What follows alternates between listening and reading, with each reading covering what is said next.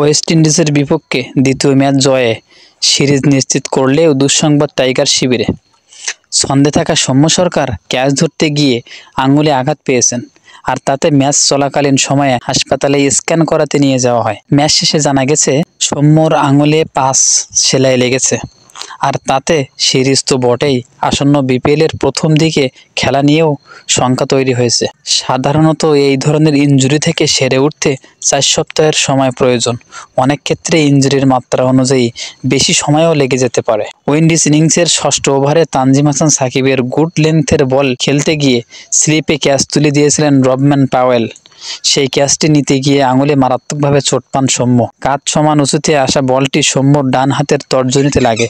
সঙ্গে সঙ্গে ব্যথায় কুঁকড়ে ওঠেন সৌম্য। বলটা তার বরাবরই আসছিল। হুট করে বাতাসে বলটা কিছুটা সুইং করে গতিপথ বদলে ফেলে, তাতেই আঘাত লাগে আঙুলে। আগামী 30 ডিসেম্বর শুরু বিপিএল, ফলে বিপিএলের শুরুর বেশ কয়েকটি ম্যাচ সৌম্য মিস করতে যাচ্ছেন তা নিশ্চিত। বুধবার 17 ডিসেম্বর সেন্ট ভিনসেন্টে সিরিজের দ্বিতীয় ম্যাচে মুখোমুখি হয় বাংলাদেশ ওয়েস্ট ইন্ডিজ।